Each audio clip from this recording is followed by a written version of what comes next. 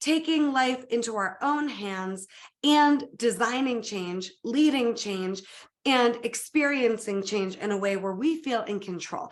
I think the thing that makes change the most difficult is when it feels out of our control. Okay, we're going. Okay.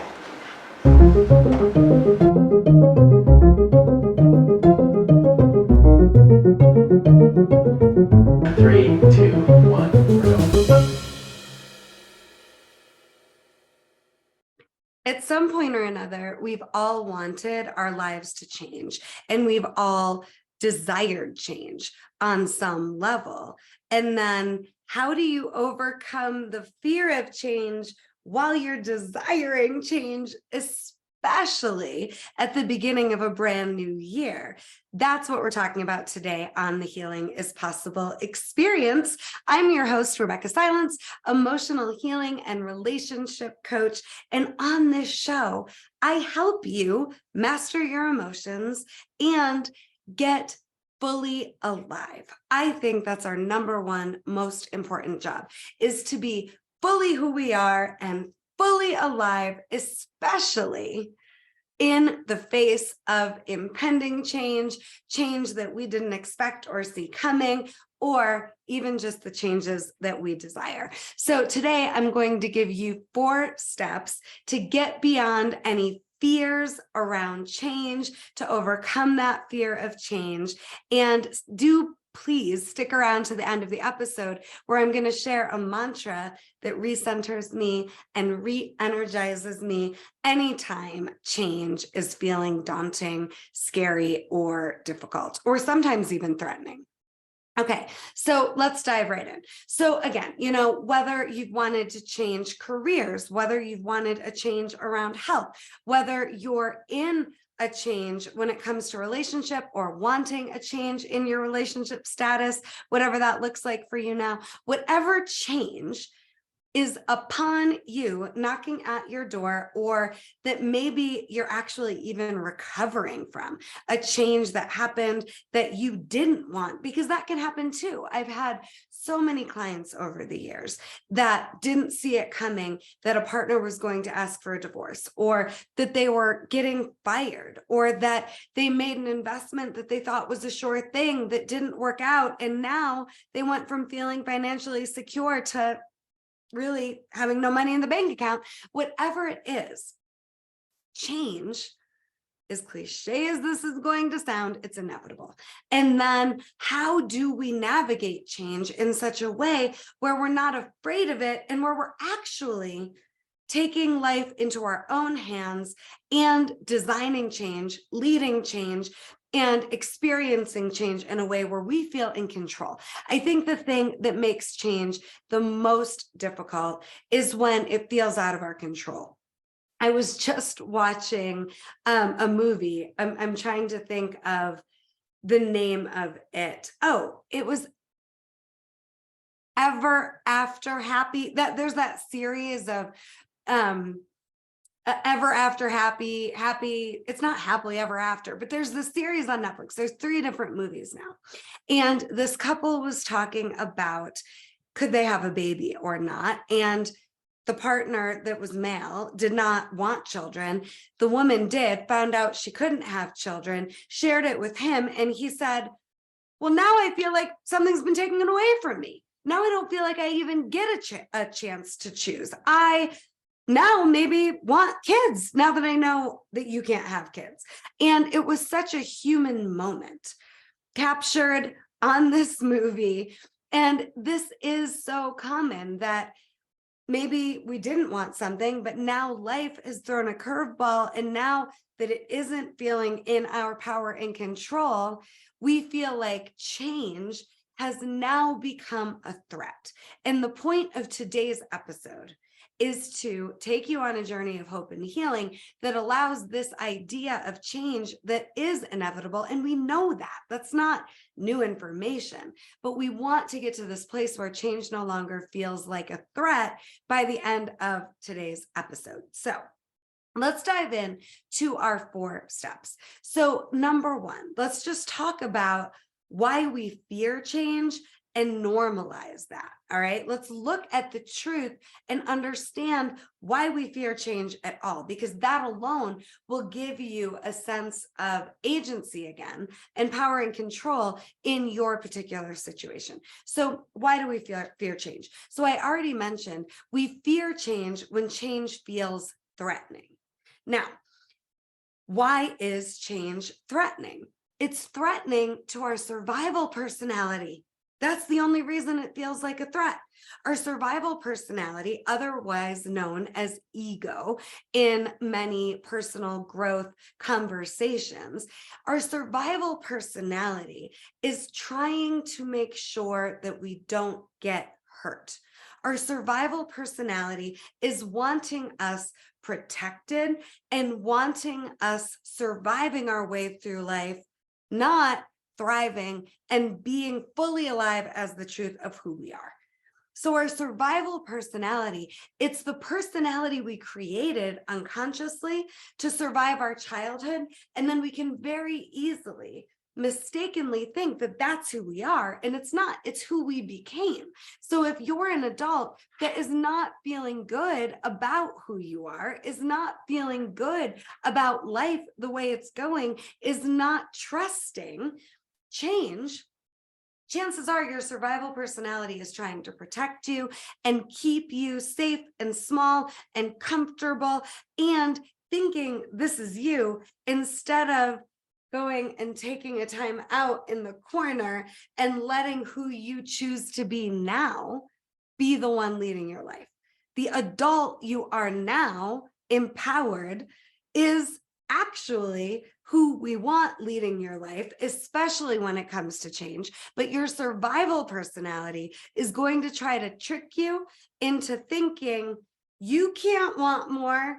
You can't let change be a good thing.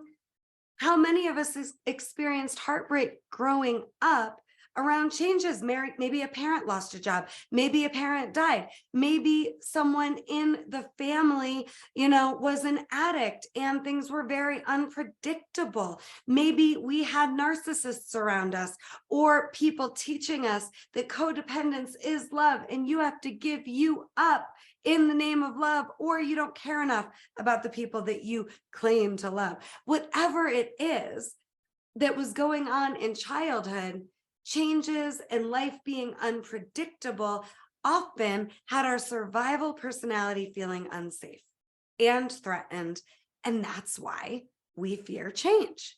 So next, number 2, let's talk about, so what's success? Because we want change because we want more of an experience of success. I'll say that again. We want change because we want more of an experience of success. And then we fear change because we don't want to fail or end up in an even worse position than what we feel like we're in now. So what is success? Success, I'm going to say, for the purposes of today's topic, how do we overcome the fear of change? Success is about navigating change in a way where you stayed true to yourself. That's success. The change doesn't have to end up exactly how you think it should for then you to be able to relax and know that all is well. That's not a way to stay in your ability to be in control of who you are and your destiny and the experience you're having of life in the face of change. You successfully navigating the change in a way where you can be proud of how you showed up, you can stand behind the decisions that you made, and you can know that you were honoring and respectful towards yourself in the process. That is success that we're talking about.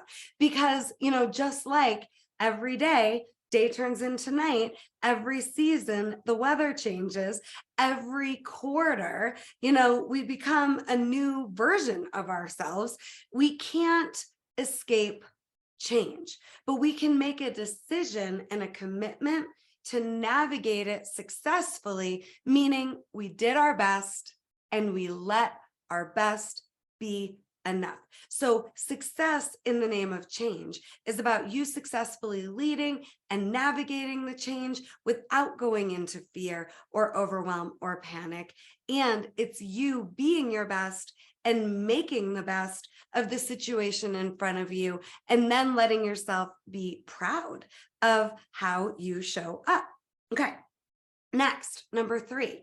So how do you overcome the fear of change? Because I don't think it's real that you're going to not be afraid in the face of change. And success isn't you not being afraid. Success is, again, you just putting one foot in front of the other. Keep that one breath at a time. My best is enough energy and momentum going, right? But what do you do with the fear when it's present and showing up, even when you're successfully being the adult, powerfully choosing and navigating to the best of your ability? Well, the fear is always a sign to recommit to my best is enough. When fear shows up, it's an opportunity. It's your guides. It's your angels. It's God. It's whatever you believe in, the universe, tapping you on the shoulder saying, hey, all you need is to be your best and do your best. What is that for you next? Just do that and you're okay and all is well. And it's enough. You let yourself be human when the fear is present. You let yourself understand that your survival personality just doesn't trust that you're going to survive if you let yourself ride this wave. But the truth is, the waves of change, just like waves in the ocean, they're either going to kick your ass or you're going to ride them and be exhilarated in the process of riding that wave. Okay, so the waves of change, they only take you out when you resist, when you fight, just like a wave in the ocean. If you've never gotten beat up by a wave in the ocean, just imagine that you're either letting that wave take you for a ride, or you're deliberately and intentionally and powerfully choosing to ride this wave in control, deliberately in the driver's seat, taking your own life into your hands. That's critical, especially when fear is present, when it comes to changes in your life. Now, also, when it comes to how do you overcome the real fear that's very present, that it doesn't seem like is going anywhere in a moment of change, you breathe, you ground, and you remember that you're more powerful than your fear, and you have compassion for your humanity. My coach, Stephen Lovegrove, loves to say there's no spiritual nutritional value in worry, in panic, in shutting down. Where there is extreme spiritual nutritional value is in embracing and honoring there is fear present, and remembering it's not more powerful than you, and that you can ride the wave. It doesn't have to take you for a ride. And then just stay committed to where you're going and let, again, your best be enough here. Okay. Last, but certainly not least, when it comes to the fear of change, I want us to recognize that it is, in fact, an illusion. This is my 4th step today. The fear that is present when it comes to change, they're 2 separate things, but we often have it collapsed together. That change means I have to be afraid and means that there has to be a threat. And let's separate it out, recognizing that the fear is an illusion. The change is neutral. So I am a cancer survivor. So those that haven't met me before, I think this is the strongest example I can give for all of us right now. There's never been anything more scary for me, and I have been through a lot of scary things prior to a cancer diagnosis, as when I was not just diagnosed with cancer, but I was diagnosed with cancer while I was pregnant, and then I was given a 5 to 10% chance to live. I write about this in my book, Coming Back to Life. You can get it at RebeccahSilence.com or anywhere books are sold. There's so much more about my journey in that book and how I overcame and how I chose life, and so much goodness there for you. But that moment where I received the diagnosis, and I actually received it from a client. I was coaching a plastic surgeon who did the surgery. I had a progressive metastatic melanoma diagnosis, and this client had seen me in my office and asked to have me come in to take care of this. His wife was adamant as well, who was a nurse. And I went and I got it taken care of, and then went in for the results, very naively thinking, all right, it's melanoma.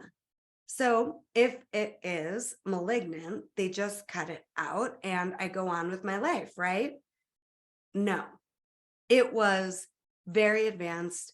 It was not possible for my cancer to be staged while I was pregnant. So we had to do an emergency C-section early, then stage the cancer, then it was in my lymph nodes. So all of the lymph nodes had to be removed. At this point, I've had somewhere between 17 and 19 surgeries related to cancer.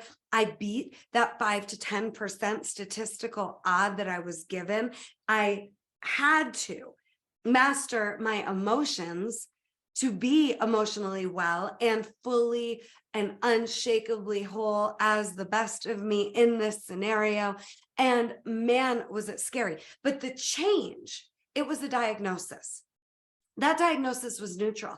And luckily, I knew enough and I had done enough work to know, like A Course in Miracles says, nothing means anything until I give it meaning. And it's the meaning I put on what happened, the circumstance, the event, this experience that either brings me more alive or has my soul feeling defeated and has me feeling less alive in the face of the change. So the change is neutral. The fear is what will either have us give empowered meaning to the change or disempowered meaning to the change. This is so important. So I had to remember that it was up to me, that my survival personality could not, should not, would be inappropriate if it was leading. And I needed to become Rebeccah 2.0. I needed to become Rebeccah that never lost sight of my desire to live, my commitment to live, that was only going to use this change to my advantage and come out better and stronger, landing on my feet. And that's always available. So the fear is separate from the change. The change is neutral. The change has no meaning. And it doesn't mean that it's fun. It doesn't mean that it's ideal. It doesn't mean it doesn't suck. But the change is not the problem. Your fears around the change. That's what we have to face, move through, and conquer. And once we've done that, we can celebrate. Okay. So remember and recognize that we don't have to be afraid of change. We can actually use change to our advantage. And that's my fourth step here. Use change to your advantage by not welcoming the fear, not being like, oh, good, I'm glad you're here, fear, but going, okay, the fear is present. And that fear still isn't more powerful than my ability to choose and create and use this change to my advantage. So let's end with a new mantra to quiet and calm the fear and to ground and center yourself when it's very real. Remember, the fear and the power of the fear, that's where the illusion is. We don't have to give fear so much power. Dean Graziosi talks about we can just as easily be focused on what is the most compelling future available to me here as we are focused on the worst case scenario hell that often is all we can see, especially when we're afraid. What's the most compelling future? Is it really possible to overcome the fear of change by knowing that you can use change to your advantage and you can be your best and you can make the most of any situation you find yourself in and you can find victory no matter what? I think that's available to us. So here's our mantra. If you're comfortable, close your eyes with me. But the mantra is, I am free to choose to connect to my power in this moment. I am free to choose to connect to my power in this moment and in the next one. I am free to choose to connect to my power in this moment. I am free to choose to connect to my power in this moment and in the next moment and in the next moment and in the next moment. It gives me chills. It's so powerful. There's your mantra. And here's an exercise for you for some homework. Journal about what fears are present now. What change is bringing up fear in you? What change do you desire? What change is present that you don't desire?